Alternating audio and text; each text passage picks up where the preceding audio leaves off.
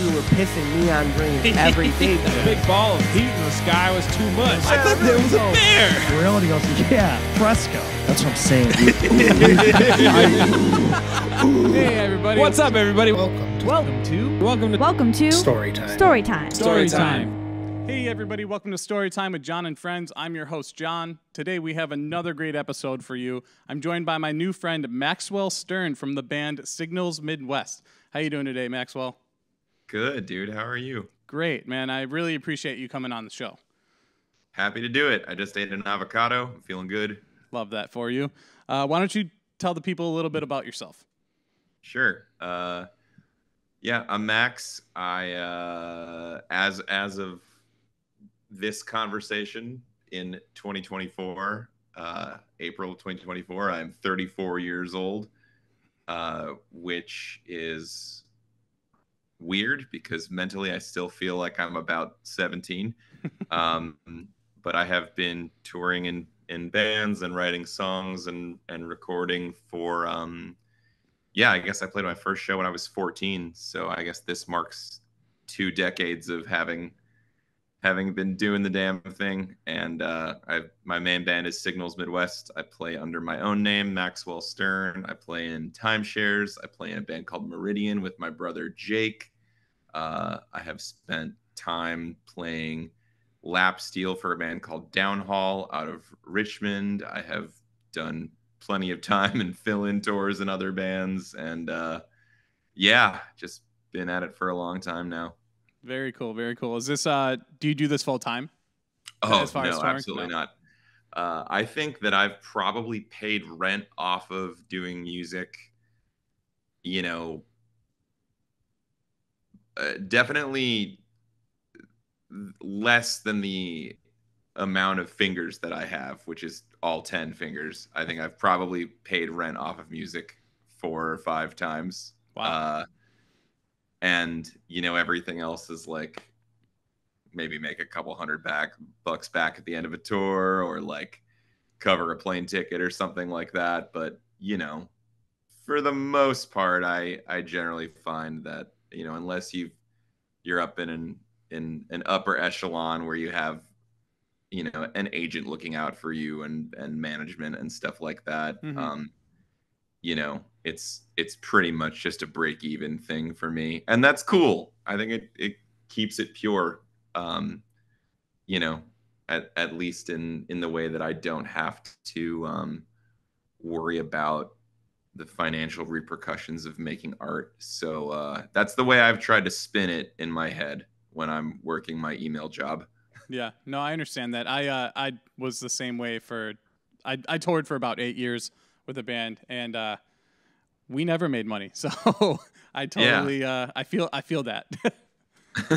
It's great if you can cover gas and Yes. a little bit of food and hotels sometimes. And, Yeah. I think Signals is lucky at the point where, we've been doing this for 16 years, but we don't really have to go out of pocket for very much stuff anymore. Mm-hmm. Like we do well enough at shows and sell enough merch that, that makes enough to pay for recording, or, if we have an overseas tour, it can usually cover that cost or something like that, at least for, plane tickets or something like that. But, in terms of like actually supporting people, we try to pay ourselves a little bit each at the end of every trip. But, for the most part, it's just sort of like the thing you do pays for the next thing, which pays for the next thing. And it all kind of rolls itself into each other. So Right. Sorry, we're just talking about money right off the bat. You know what? I love this stuff. This is the kind of thing that people don't know about, though, like the fans. Yeah. You know what I mean? So it's a little inside look. So it's okay. Yeah. As long as, like, when we would tour, as long as we came home and broke even, that's all we were. We were happy. So yeah, and it's great in your 20s, and then for sure. like Yeah. people start wanting to like get married and like live in places that they actually like, and eat things that like don't come in a plastic wrap from a gas station, and you're like, all right, well, gotta rethink this a little bit. Right. Yeah. Yeah. So where are you located? I've lived in Philadelphia for the last 7 years. Very cool. But I was born in New York City, and I spent most of my formative years, age 4 to 27, in Cleveland, Ohio. So I always tell people I'm from Cleveland. That's what feels like home to me. Yeah, that makes sense. Yeah. I'm a big fan of Cleveland. I'm in Buffalo, so it's there you go, right up 90. 2.5-hour drive. Easy. Yeah, We have never had a you know in Buffalo. It is. You know what? I've never town. seen you in Buffalo. We actually we played Fest with you guys. I think it was Fest 14, maybe. What band was this? I used to play in the band The Traditional. Okay, cool. So it was like a pop punk emo band type style, I guess. I don't know. Nice. But yeah, so we played with you guys at Fest 14, I believe. Not with you, but same. Yeah, same on the lineup. Yeah, so. That would have been one of the early ones. That was a while back. I guess that would have been like 20. I think it's 2013, right? 2013, 2013 or 2015. It was like they're like they're 1 year off. Yeah. Yeah. Okay. Which is crazy. Yeah, A missed opportunity, I feel like. I know. Except now it might be 2 years off because of the COVID year. Yeah. Although they were open, like Florida's the only place that was open, so it's possible they didn't miss it. It's true, and half my friend group got COVID at that first fest after it all came back. Yeah, it's like everybody got sick, man. That's tough, man. What were some of your influences growing up, man? Tony Hawk's Pro Skater. Hell yeah. Sure. Yeah. And just like in every aspect of my life, just like discovering punk and ska and hip hop and just alternative music largely came from that, and then it opened a door that I was able to just kind of go down the rabbit hole and from the Suicide Machines, I think I got into Rancid, and then like from Rancid I got into the Clash, and that opened a lot of other doors too. And I have a really good friend, one of my best friends to this day, named Josh, whose uncle is the singer of a band called the New Bomb Turks, who I believe were on Epitaph, and they were a Columbus, Cleveland-ish band, and toured a ton, and growing up around that as like a 12, 13-year-old kid, I was exposed to a lot of a lot of cool punk rock shit pretty early on, and I just loved it. And I loved skateboarding, and all of the soundtracks to all the skate videos had a lot of really good stuff in it too. And the first time I heard the Pogues was in a Black Label video, and then like at the drive-in, or not even stuff that I really love, but just exposure to alternative culture. It was all kind of born out of skating and video games, and that sort of opened a door into the next 20 years of my life. Very cool. That's I feel like a lot of people can relate to that. Tony Hawk did absolutely. It did that a lot for a lot of people, Yeah.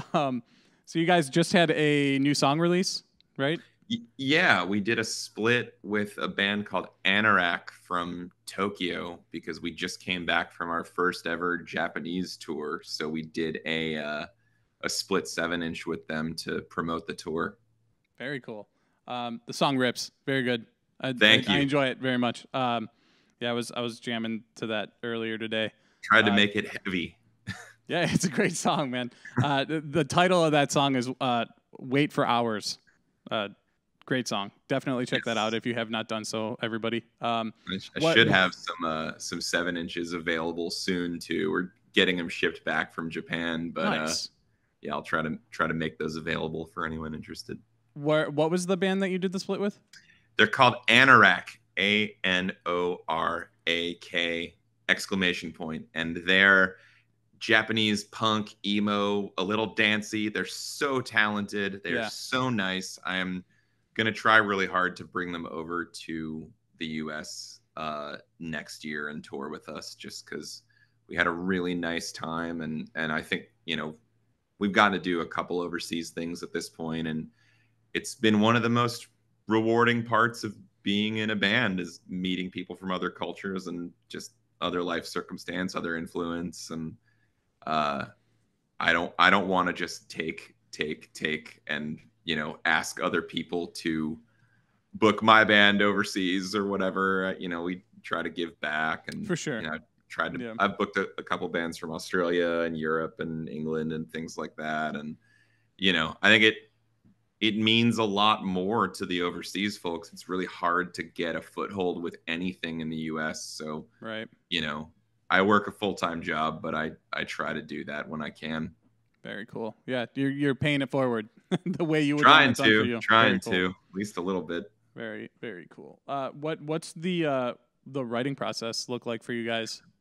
It's kind of changed over the years as we've dealt with geographical constraints, mostly created by me because I moved to the East Coast. But it used to just be, get an idea, write it out on acoustic guitar, demo it on my phone maybe, and send it to people so they've heard it before, and then meet up in the basement and just kind of jam it out. Now, with me in Philly, our bass player in Pittsburgh, and our drummer and guitarist in Cleveland, we kind of work on stuff independently. A lot of times I will sort of make fake band songs in Logic with a fake drummer or something like that, just to approximate an idea, send it out to everybody, sometimes even send videos of what I'm playing. And sometimes I'll send our drummer Steve versions without the fake drums, so he's not influenced by what I programmed. And, usually he comes up with something that is much better. And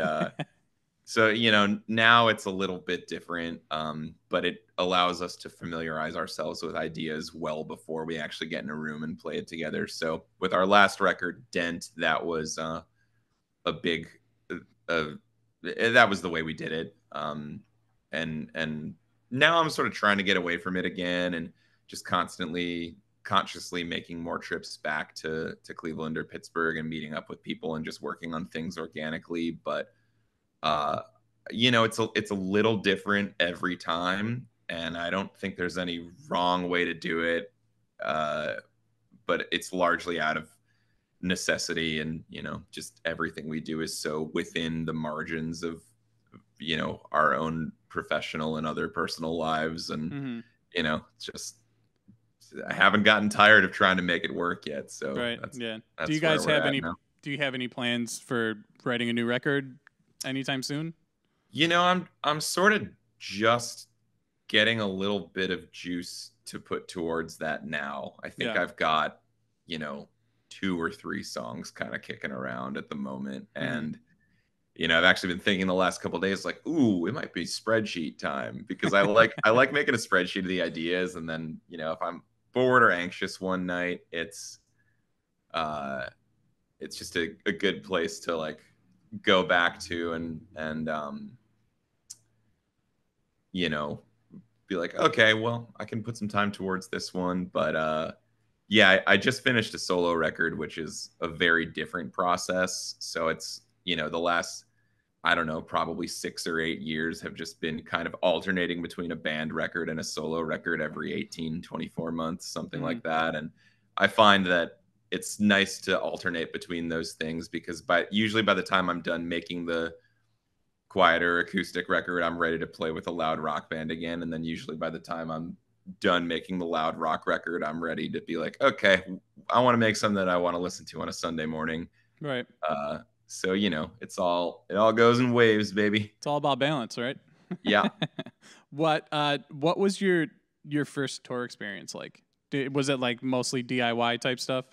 Yeah, definitely. Yeah. I was filling in on guitar for a band called the Sidekicks, who were from Cleveland and / Columbus. And they were my favorite band. And I think they still are, even though they're not active anymore. But their guitar player couldn't make a tour, and they asked me to come out, and I was just still playing in my high school ska band as a freshman in college. I was 18, and I remember I couldn't do the first 3 days, and I had to take a bus from Cleveland to Huntington, West Virginia, and I got picked up by them at the Greyhound stop, and it was 7 people in a small conversion van, and there were 2 of us sitting behind the rear seats, kind of sandwiched between amps. It was really unsafe.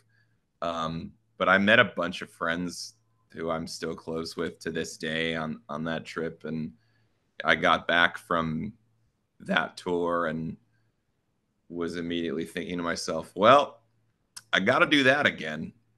So we started Signals like a month or two later, and wow. that was the impetus. That's the origin story right there, huh? Yeah, just really wanted it to keep going. Yeah, I feel like that happens to most people. Like it's something similar with me. I filled in for drums on a tour, and on the tour, the Traditional had started. They wrote they wrote their first record, and their drummer quit before they finished. The recording. No. He finished his parts, but he was like, I'm done. I need to get a big boy job. Whatever his reasoning was.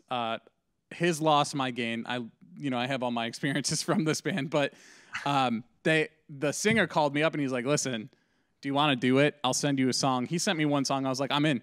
So then, we already had that mentality of we're just going to tour as much as we can before I even heard the whole record. So I definitely relate to that. That's kind of what it takes, Yeah. You I feel like you learn pretty quickly whether or not you're built for the road. Definitely. Yeah. Is there a record that like when you're driving, you're just like I got to put it on every time? Late night drive record, anything like that? I think there is. I mean, it's changed over the years, but on that first tour, everyone just wanted to listen to the Weaker Thans, and this was 2008. So I think Reunion Tour had come out in 2007, I want to say. Okay. And everyone in the Sidekicks was just sort of working their way through the Weaker Thans catalog, and we listened to it so much. That and the Avett Brothers' Emotionalism, which I think also came out in 07 or 08. And those bands, obviously the Weaker Thans aren't active anymore. John K. Samson has a couple great solo records that I really like. And then the Avett Brothers veered off into like pop country Rick Rubin territory. And a lot of it got to a point where I'm really not interested in it anymore. But the early records were kind of like, they had great choruses and hooks, but they were also kind of like ragtag. And I don't know, that stuff, I just really connected with it all, and I still love those records to this day. So I would say I really like putting on Reconstruction Site or Reunion Tour when I'm driving late at night, just because I know all the words, and it's just comfortable, man. It's like your favorite flannel or something, Yeah, it's for just, sure. It's like, okay, I know who I am when I'm listening to this. Yeah, and it's who I am when I'm wearing this. The nostalgia factor too, right? Yes, it's like definitely. you can belt along and keep yourself awake. It's a hell of a drug, man. Nostalgia. Yeah, it truly is. It's funny to see all these bands that are doing all these reunion tours right now that haven't been a band, for 10, 15 years that are. Hey, get your money, dog. For sure. If there's money in it now that wasn't there 20 years ago, fucking let it rip. For sure. And there probably is far more money in it now than there was 20 years ago. Yeah. So is there like anything when you're out on the road that you're like, we're going to the city, we have to do this? It's a good question. I think that there have been instances where we really wanted to go to a specific restaurant or something like that. Seeking out food was a big thing that our old bass player Lauren did. But he left the band in 2016, 2017, around then. Right now, it's usually just dependent on getting the most rest possible. So, I've gotten into things like looking into credit card points and signing up for loyalty programs with places, and just trying to find places where you can rest and kind of conserve your energy. And I know that's sort of a really lame old head thing to say, but it's been really beneficial for longevity on tour. Beyond that, just getting outside time. If there's a cool park or, a short hike or walk that we can do to somehow fit in the day. We've really been trying to do a lot of that stuff. In Japan, we got to go to a couple gardens and shrines, which were really awesome. And that was a great way to spend some time between sound check and the show. And, when we can, if there's like a couple days off, I mean, we don't do long tours anymore, but back in the days when we would do, 4 or 5 week trips, we got into the habit of being like, oh, okay, well, we have to go from Denver to Missoula. So what if we play Denver on a Sunday or Saturday and then took Sunday, Monday, Tuesday off because those aren't great days to play anyway, and just drove to Yellowstone or, we got a cabin a couple times and just sort of hung out and explored and looked at all these, just beautiful natural hot springs and, forests, and having an elk walk up to you outside the van. I mean, it was like, those were really cool experiences. Yeah, so that sounds awesome. Stuff like that, getting time in nature, going swimming, remembering that you're not just like a husk of a person in a moving metal box. Right. Very important. Yeah, it prevents you from burning yourself out for sure. Yes, for sure. It's inevitable, but it prevents you from it at least a little bit. It staves it off. For sure. I want to circle back to Japan. I'm curious, like, what was the experience like there? It's got to be, surreal to be in a different country like that and see and experience all these things, especially with a band that's from there too. It was really special to spend so much time with people who are actually from the country, rather than, most of our overseas tours have been like, okay, we have a driver from England, but we're spending most of our time in Germany and Belgium and France or something like that. So to be touring with a Japanese band, with a Japanese tour manager and a Japanese driver, and playing exclusively with other Japanese bands, I felt really immersed in it and really lucky to be so. I think the main thing is that this person, Hajime, has been inviting bands over to Japan for the better part of a decade now, and is just very invested and very dedicated and super thoughtful with everything that he does. And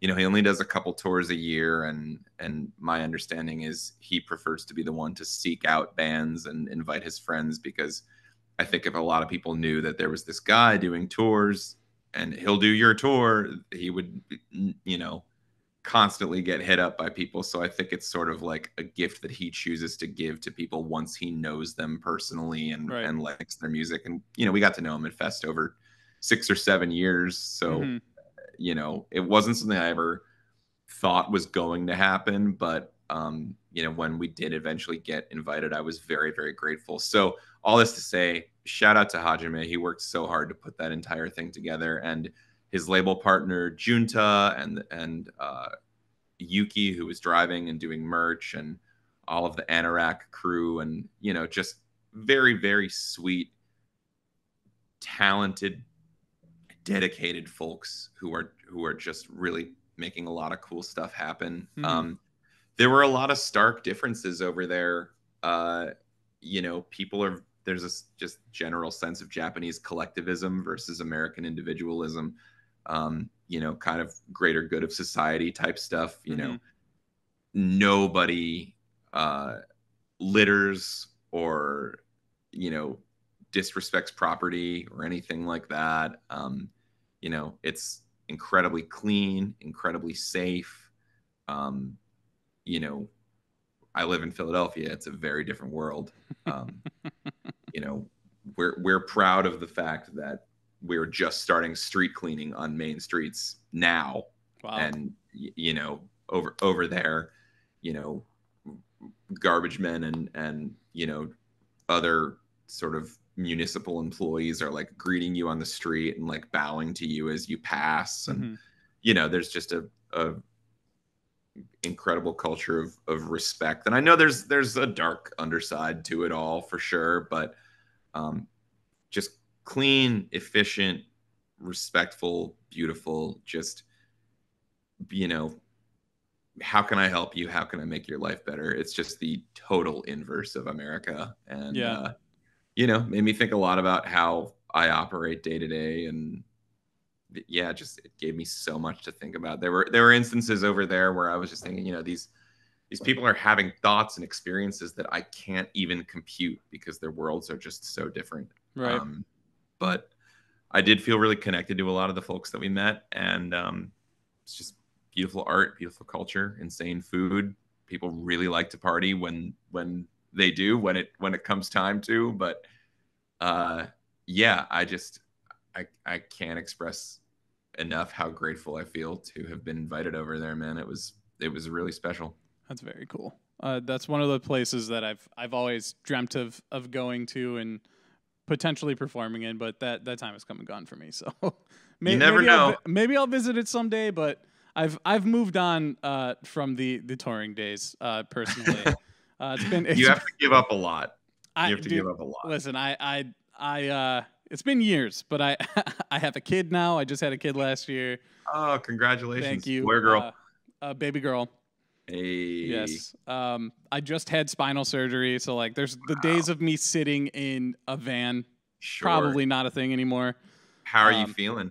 I'm good now. I mean, I wouldn't say I'm good, but I'm good. You know what I mean? Like compared to what I was. And stuff? Yeah, I actually had the surgery in November, and it's like they tell you it's a 3-month recovery, but I'm an electrician, so I work in construction, so it's like 3 months is actually turned into I'm going on 5 months and probably longer because I just have no feeling in my legs, so it's just completely dead. Oh, buddy. It's weird. It's a whole thing. Sounds I don't like want to a whole bore everybody, thing. but it's a whole thing. Yeah. The nerves are just messed up. So like I can control my leg, but I can't feel it to the touch kind of thing. Okay. But yeah. So that portion of my life it's behind me. As far as like traveling, I'd still love to go. Yes. I'd love to hear about the early days with Signals Midwest and how everything came to kind of full circle where you're at now. Yeah. Well, I came back from that Sidekicks tour and wanted to start a band. Mm-hmm. And my best friend Lauren, who had played in a band with me in high school, picked up bass. And yeah, that band in high school was a ska band, and he played trombone and I played guitar and sang. And that was sort of the introduction and learning how to write songs and book shows and, establishing relationships with local clubs and things like that. Mm-hmm. And then he met our drummer Steve's girlfriend at the time at his college sophomore year. And they were kind of talking, and he was like, we're trying to start a band. And she was like, my boyfriend plays drums. He was like, what? Yeah, great. So we went over to Steve's house, met him, came over for practice, a week or two later. The song we used to try him out was The Devil's Taken Names by the Lawrence Arms. Okay. And from there, we just wrote one song a week for 2 or 3 months until we played our first show. First show was November of 2008. Recorded some stuff shortly after that. Started playing a lot of local shows. Got another guitar player, our friend Jeff, who is still in the band to this day. One of the greatest people. And then from there, once we had the 4-piece, it was kind of like on, and we toured really, really hard, 2011 to about 2016. We were kind of doing, many, a couple months a year, which was a lot because it was all self-booked. And Mm-hmm. even though we had a record label and stuff like that, it was, still very much kind of scratching and clawing and booking shows through MySpace and Mm-hmm. Facebook Messenger. And, early on we were printing out MapQuest directions or like downloading very, very early GPS. I remember there was one time when Jeff came over to my house and we sat in my college apartment and made a list of all of the cities where we knew people or had heard of bands. And like, this was not a spreadsheet or like, a Google Maps list. This was just us physically writing down cities and bands in a notebook and then kind of trying to extrapolate from there how we could possibly plan a full US tour. Mm-hmm. but we, did at least one big 4 or 5 week loop a year, pretty much for a long time, pretty much completely DIY. We were getting some decent local supports and things like that. We got 3 shows with Braid in 2014. And actually it was funny because we were able to tour with them last year on their Frame and Canvas 25th anniversary tour, almost a decade later, and, just still doing the damn thing. But it was very DIY. Recording was very DIY up until about 2016. It was just sort of a mess, just kind of stumbling through things and booking stuff how we could. I used to write really long booking emails to people explaining why they should book our band, and I'm horribly embarrassed of them now because now, having been involved in booking shows forever, I know that the most effective booking email is, hey, we're so-and-so, we need this date or this date. Here's how to get in touch. Thanks, bye. There was just so much to learn. And, the sleeping quarters were insane. We never slept in the van, but there was a lot of like hardwood floor sleeping. Yeah. You never had to sleep in the van. I mean, we had a minivan, so you couldn't really sleep in the van. Okay. But it also made it easier to park in places like New York. For sure. So, I've spent a night or two on a back bench in a rented 15 passenger before, a borrowed van, but never had to regularly sleep in the van. But yeah, it was a mess for the first 4 or 5 years. And, once people kind of started to know who we were a little bit, we became a little bit more established. I think largely I think the records we made started to get like noticeably better. There was an inflection point around At This Age, which was the record we made, and we recorded it in 2015 with Evan from Into It Over It, and then it came out in 2016. And the tour we did supporting that album was notably better, like just better attended, sounded better.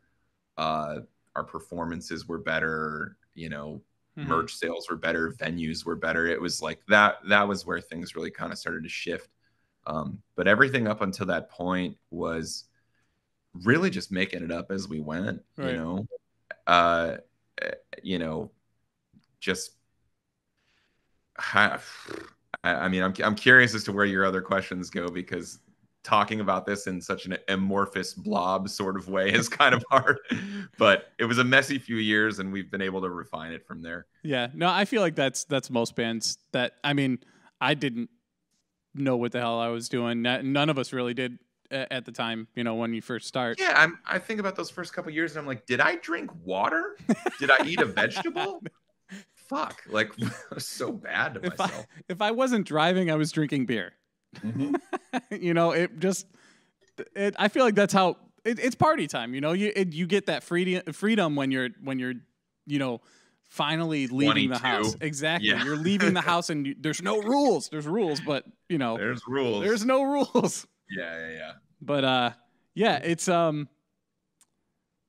I feel like you do all that stuff early on, so that way, like where you're at now, you've matured to the point where you are. You're like, we need to find a place to get good rest. That, like you were saying earlier, like that's the perfect way to go about it, in my opinion. And honestly, like that's where most of my crazy memories are from the early days. Yeah, it's through a different lens now. I think there's a lot of self-preservation that goes into it now, like everyone being mid to late 30s.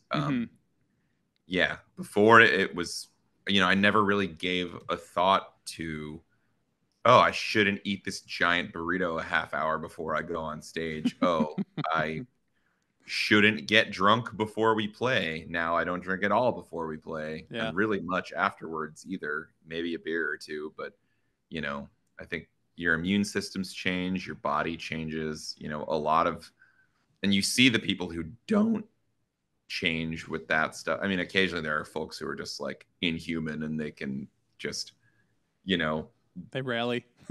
just rally and have so much intake but none of us are that way anymore. A couple folks are sober at this point. It's you have to figure out if you're in it for the long run, and then when you decide that you are in it for the long run, what are the decisions that you can make to play the best show you can, because folks who just get hammered and fuck around on stage, like, I thought it was enthralling as a late teens, early 20s, but now I kind of find it like borderline disrespectful. It's like, people paid to see you, and like, they're there because nobody has to be there. It's just put on the best show you possibly can. Give it all you got. Yeah, when I started playing in the traditional, I always played to a click.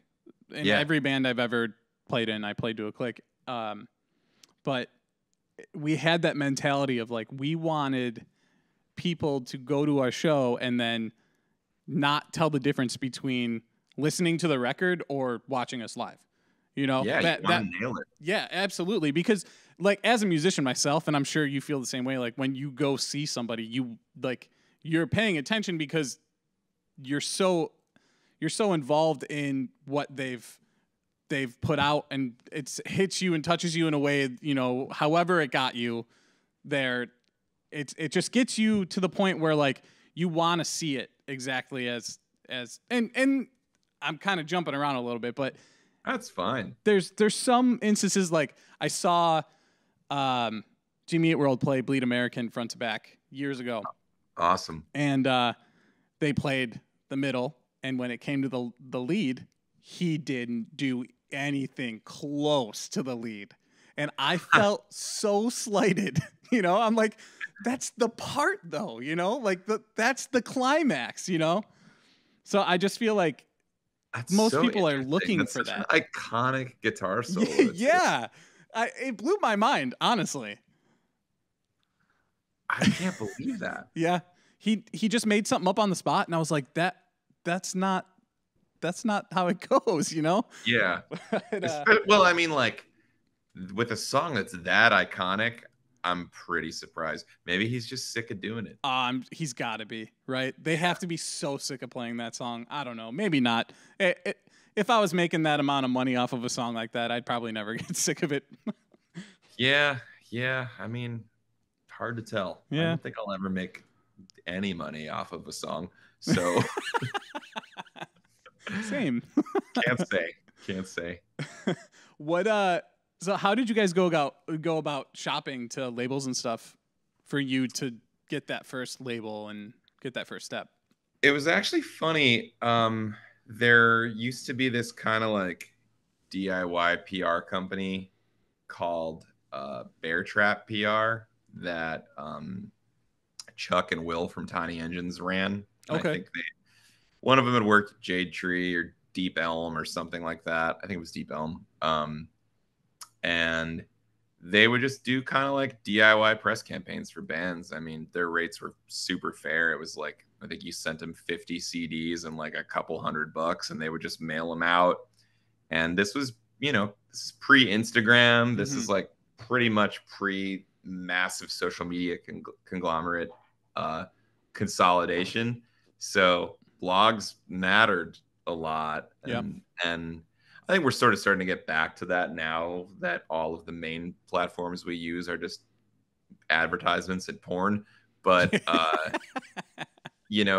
it's at that time, a lot of independent blogs were really popular, and so we came back from a tour in 2011 with a couple $100, and we had this record that we were really, really proud of, but we had just like pressed some CDs for the tour ourselves. And I was like, okay, well, there's this company Bear Trap that a few of our friends have worked with. If we send them a few $100 and some CDs, they might be able to shop us to other labels. And what I didn't realize at the time was that they were also starting to really get going on their own label, Tiny Engines. And this was like right as, they were doing a fucking Tiger's Jaw 7-inch and First Restorations record. And Look Mexico was a big record for them, and a Mhm. few other things. So we sent them the album thinking that we were going to hire them to sort of shop it or whatever. And then I got an email back the next day and they were like, hey, do you actually just want to put this out with us? And we were like, oh, hell yeah. And I remember we, you know, the four of us went out and like celebrated super hard and, you Mhm. know, got chicken wings and beer on the band fund and probably spent like $60 from it. But it felt like, you know, a great fortune at the time. Right. Because, you know, 21, 22, like getting, you know, a record deal. And it wasn't even a record deal. Like we didn't sign anything. It was Mhm. just a pressing agreement. Right. And, you know, as digital stuff came more into play with streaming and shit, it, you know, that started to matter a little bit more. But that was how it worked. And we did 3 records with them. And then things kind of petered off and it sort of got wonky there. Will's got it back on track now. And then I had been following this other label, Lauren Records, out in California, who we had some mutual friends with.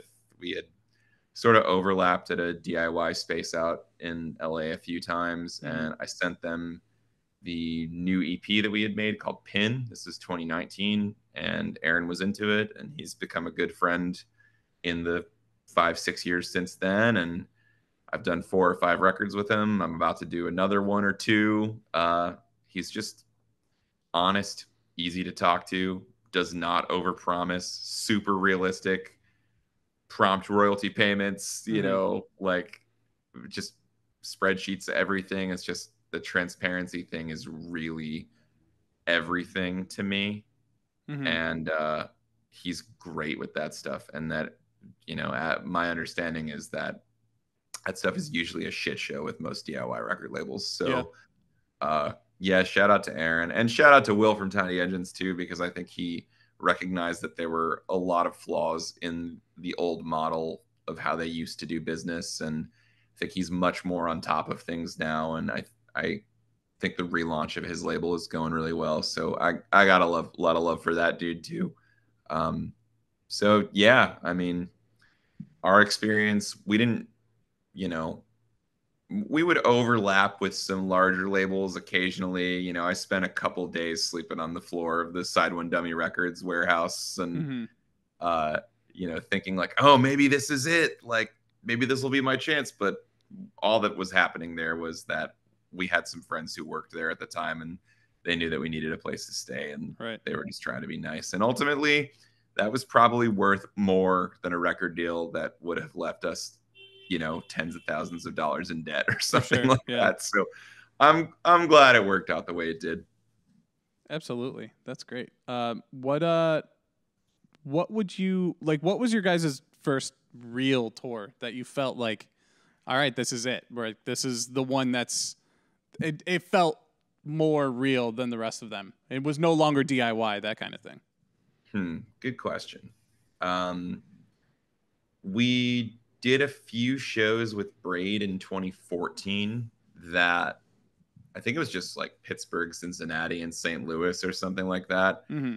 But it was the first time where there was a tour manager, even though it was just Damon from Braid who plays drums. But he was great at it. And, you know, we got advances and load in time and sound check time and all of this stuff. And, you know, that was my first experience. And at that point, we'd been a band for 5 years, 6 years. But everything we did was just super DIY. You know, it was all me, just booking shows and talking to people and assembling books and, you know, keeping all of the information in my phone and in a binder in the van. And the Braid one was like the first real one we did.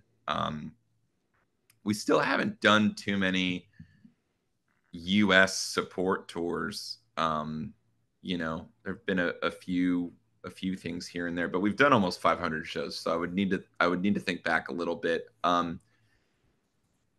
will say that post COVID, since we started playing shows again in 2022, we've gotten a number of tours that have felt really special and I guess more real to me. And they're all real. Like, Yeah, know, no, I wasn't saying they're not real. Just there's Yeah. that like non-DIY. yeah, there's that feeling of like, oh, I didn't have to reach out to Right. whoever on Yes. a website that they don't check once a month, you know, Yeah, kind of yeah, thing. yeah, for sure. I mean, I still have those experiences even now. But we got invited to tour with a Wilhelm Scream in Europe and wow. the UK in 2022, and that was booked through a big agency.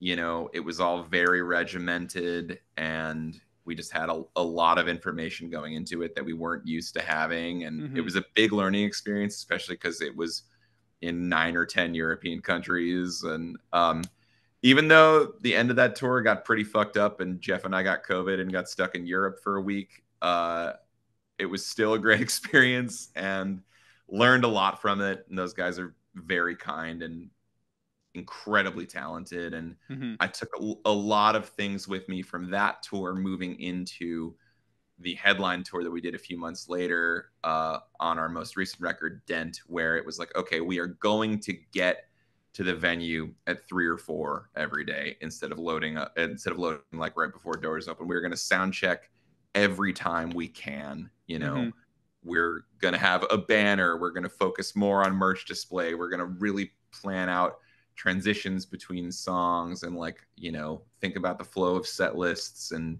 just really get it dialed. And that felt so good. So now we try to get as much information as possible.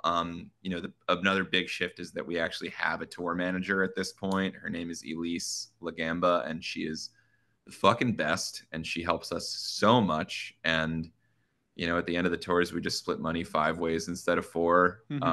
But she works so hard that the fact that there even is, you know, a couple $100 per person at the end of a trip to give out is, you know, it didn't used to be that way. So, you know, just watching how bands operate and how they conduct themselves. And, you know, it was really, really eye-opening.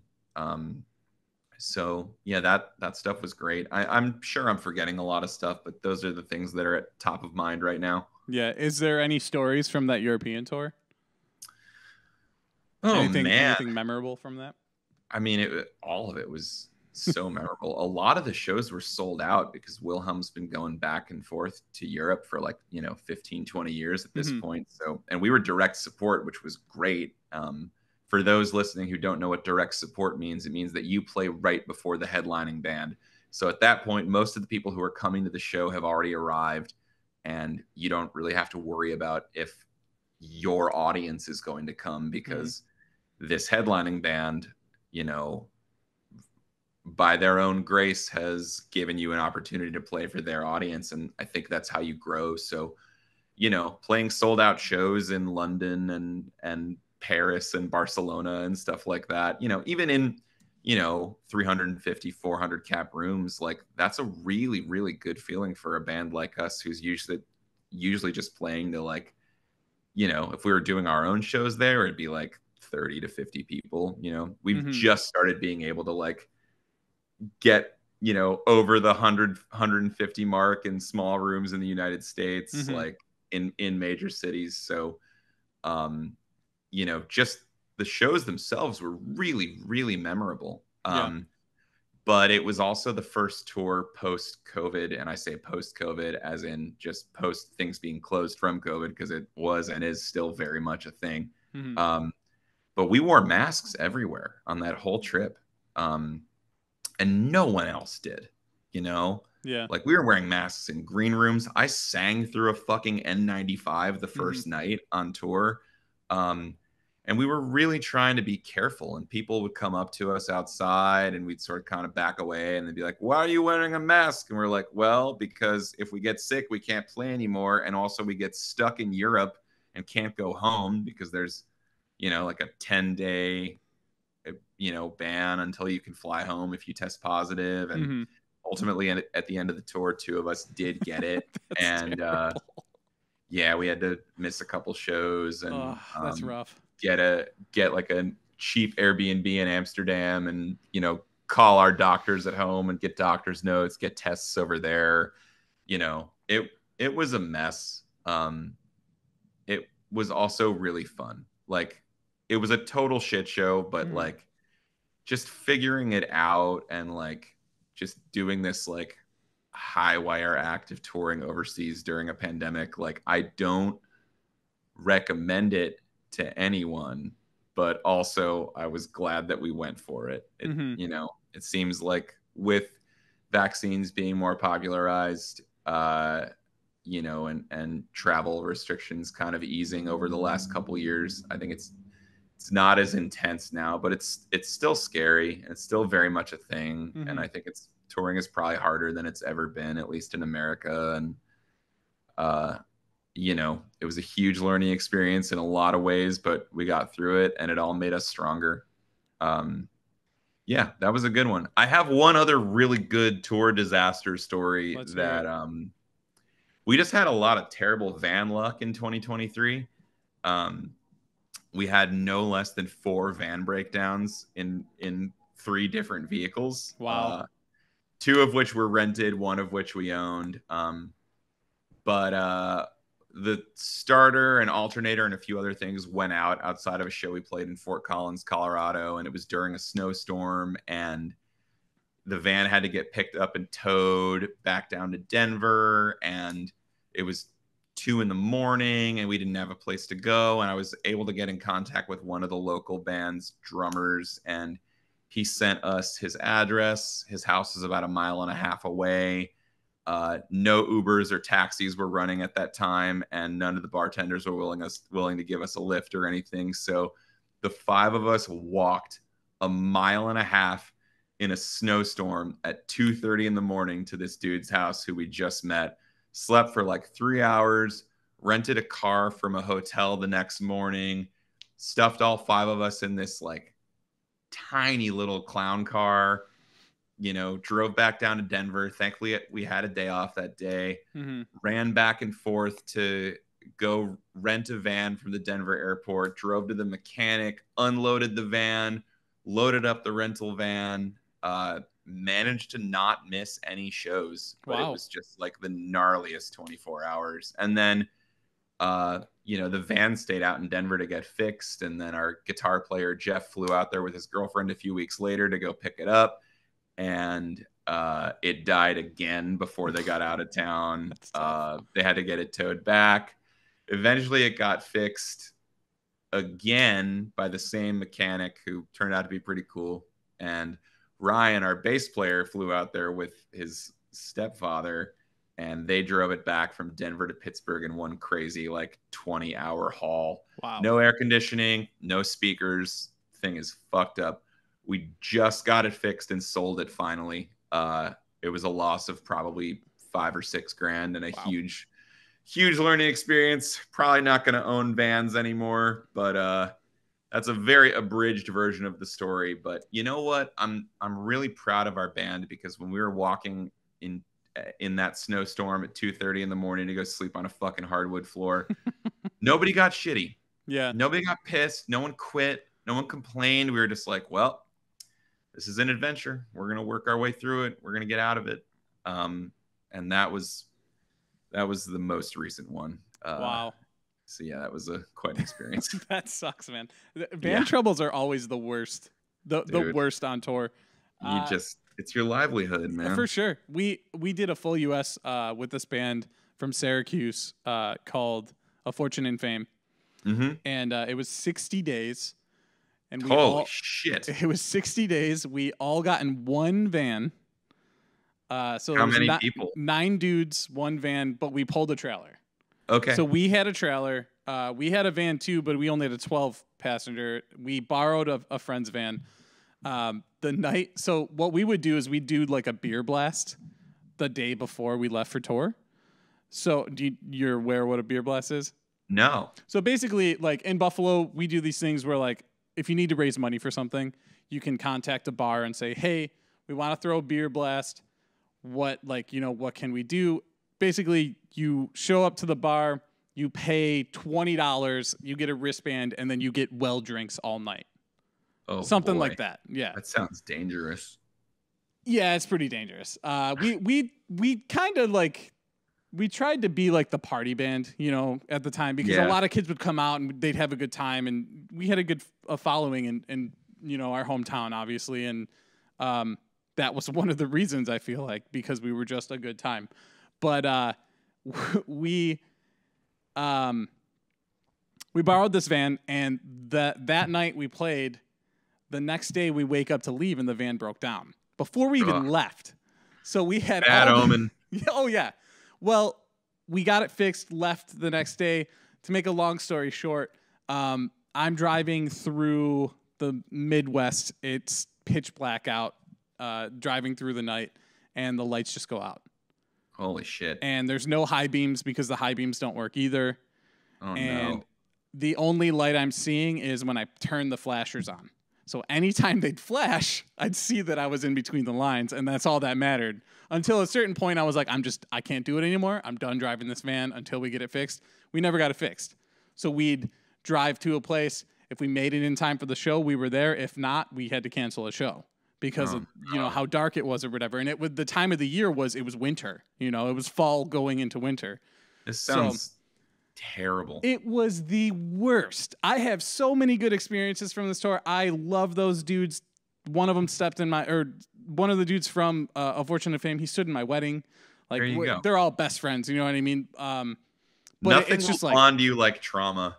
Oh yeah, for sure. But it got to a point where we were like, we called the dude that we borrowed the van from. We're like, hey man, we just can't afford to fix this thing anymore. He's like, trash it, leave it on the side of the road. I'll report it stolen.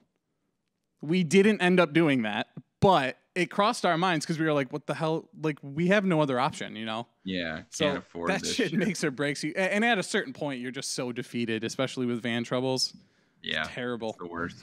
And they're large vehicles, and they're finicky, and they break down all the fucking time. All the time. And you said that you didn't have any air conditioning. I've never been in a tour van that did have air conditioning. Oof. Fair enough. Yeah, the minivan life was good for a while until we just sort of outgrew it. That was a pretty dependable one. Yeah, I bet it's far more dependable than, you know, a 15, 12 passenger van. Yeah, I mean, it's just, this is part of the deal. Yeah. You're in a van. The van is going to break. It is not a matter of if, it's a matter of when. Exactly.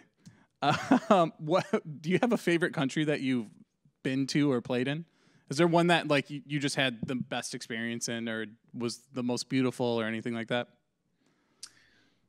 I mean, the thing that's freshest in my mind, just because I got back a couple weeks ago, is Japan. Okay. Just because it's just the most beautiful place, and people are so kind and so welcoming, and giving you little gifts and pictures, and you know, just, I don't know. Did they treat you like you were famous? Like people on the street stopping you a to take little pictures? bit, yeah, a little bit. You know, definitely like signing records and stuff, and just being like, what the hell, man? Like, I'm gonna go back to my day job designing emails for people. Like, I'm so flattered that, you know, this is meaningful to you. It's very meaningful to me also, but like, just in context of what the rest of my life is, it's pretty funny. Mm-hmm. But, you know, try to just be gracious about it. You know, feel glad that people are connecting to it. You know, the band Anorak, they have a manager who we nicknamed Eddie. Actually, he nicknamed himself Eddie. His name's Tatsuro, but nicknamed himself Eddie. He told me that they translated some of the lyrics that I had written in English into Japanese, and he was like, they're really beautiful. And I was like, man, that is so cool that this stuff is getting translated into another language so that they can understand it better. I mean, that is just like, it's such a high honor. Did you try to learn it at all? I learned a little bit of Japanese. Yeah. I didn't learn how to sing in Japanese, but you know, I could do like, you know, minasan konbanwa, good evening everyone. Okay. And arigatou gozaimasu, thank you very much. At the end of the show, you say arigatou gozaimashita, because that's like what you say when something is completed or something. Okay. Did a lot of Duolingo studying. You know, could read a tiny little bit, pick up on words here and there, but it's really hard language. I have a lot of love for Australia also. I've gotten to go over there 3 times, once solo, once with my brother as Meridian, and then once with Signals in 2018. And just made a couple of the best friends in my life over there, and just incredibly positive folks. You know, beautiful cities, beautiful scenery. Just very good, excitable energy over there in Australia. It was great. But honestly, I feel lucky to just be able to tour anywhere at this point. You know, like the fact that I've gotten to go overseas a handful of times is incredible. You know, never really made a dime from it, but that's not what it's about. You know, but you have the experiences for sure. Yeah, and the friendships, and just like the, you know, that stuff is invaluable. So I try to look at it that way, and you know, I make a little bit of peace with it every time I throw a bunch of money away on a trip or something. But you know, it's maybe one day it'll even out. But until then, it's paying off in other ways. So I have two more questions here for you, and then I'll let you go. You can do your anything you have to promote or anything like that. But so cool. Just to touch a little bit on what I mean by this one, it could mean anything. But the craziest thing you've encountered, seen, or happened to you on tour. I just recently had somebody on the podcast. It's not out yet, but he, for instance, had somebody tip them with their finger, dried up finger. Huh. And that would be his craziest, most ridiculous thing he's encountered. Wait. I'm confused. Like he was tipped with like a severed finger? Yeah. So just to make it real quick, this band 20 watt, what is it? Oh man. What is it? Oh, 20 watt Tombstone. Sorry about that. Okay. Yeah. 20 watt Tombstone. So it's a 2-piece, and the dude plays guitar and sings. And when they play, he opens his guitar case on stage, and you know, he'll tell people, if you tip me something I've never seen before or we've never received before, you'll get a free sticker or merch or something.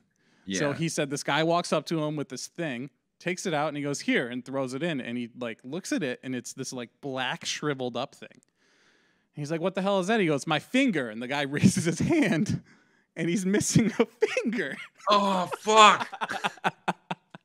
That's insane. Yeah. So then, just real quick to wrap it all up, he basically played shows for the next year trying to give it away, and finally someone took it. I can't beat that one. I've never been gifted a body part. I don't think anyone could really beat that one. But I just wanted to share that one because it blew my mind, and also as a, you know, reference of what it could be. Yeah. Wow. Okay. Yeah, I can't beat that. I did watch.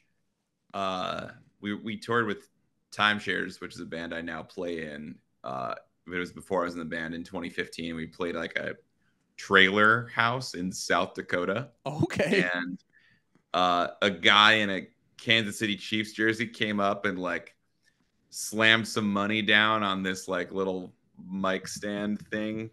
There was like a little mic stand table. It was weird. And I was like, oh, he just tipped John, the singer, like $10. And we looked at it, and it was like $90. Wow. Which was so much money to us at the time. And we checked with the promoter. I was like, did that guy mean to tip us $90? And he was like, oh, that's nothing. He lost $12,000 betting on the Chiefs last week.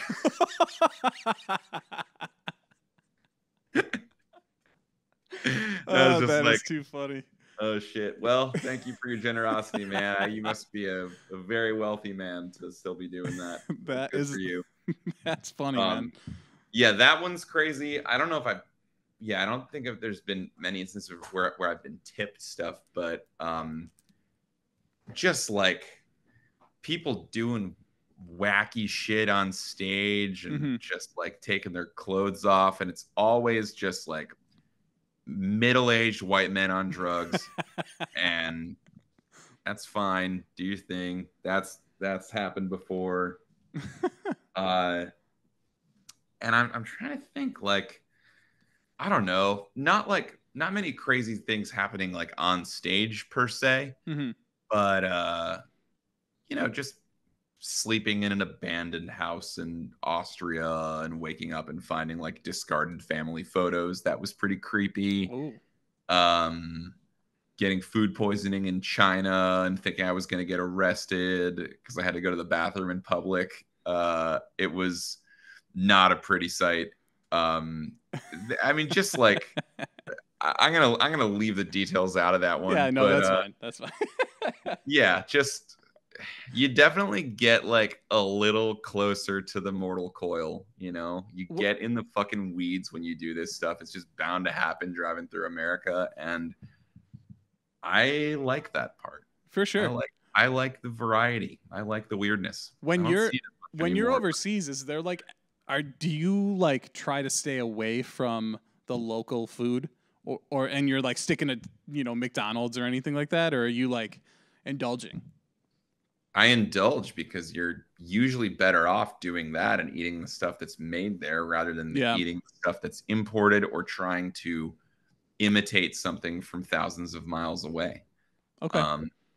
And I also think that the food in America is not as good as almost anywhere else. It's Agreed. Pretty bad in England, though. It's pretty bad. Okay. Good to know. Yeah. And then, so last question here I like to ask each guest is, do you have any life-threatening experiences that you've had to endure? It's a good question. We drove through like a flood hurricane thing in Texas once that was pretty scary. And our van hydroplaned a few times, and that's terrifying. That was not fun. That was really frightening. Mm-hmm. We just like scary moments on the road where like a semi merges and they don't see you, and you have to like, slam on the brakes so that they don't fucking clip you or, speed up or, scream and honk your horn or whatever. I have been in spots where like the brakes have gone out on an overnight drive or something like that. We've just sort of had to like limp our way back. There's definitely been like hairy situations for sure. Yeah. But for the most part, we've really tried to play it as safe as we can. Just have AAA, have a little bit of car knowledge, try not to drive after 1 or 2 in the morning. I think that's the big thing is like the overnight drives are just the fucking worst. They're just really, really bad for everybody involved.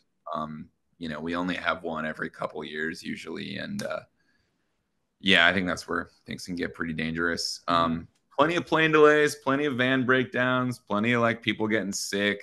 Steve took a drumstick to the eye once in England and had to play with a bandana over his eye for a week. There have been, just various injuries, usually to Steve. He's the most accident prone one as the drummer. He's just hitting shit all the time. But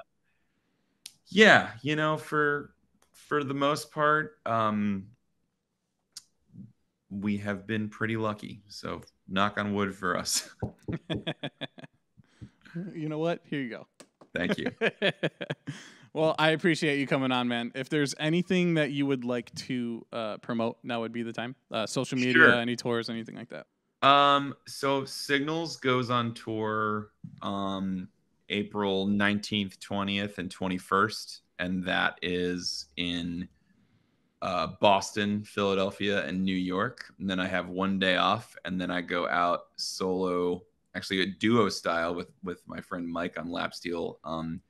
And we are opening for Chris Cresswell from the Flatliners on the 23rd through the 27th. And that is also on the East Coast. So if anybody listening is around for any of that stuff, feel free to come out. Should be some good ones. That's awesome. Okay. Everybody, thank you so much for sticking around. Be sure to give everything he's got going on follow. I'll have all his information down below, all the links and everything. Buy some merch, support his bands, everything he's got going on. See him in person. Go say what's up. Tell him you saw the podcast. That'd be great. We'll see you next time. Cool, man. Thank you.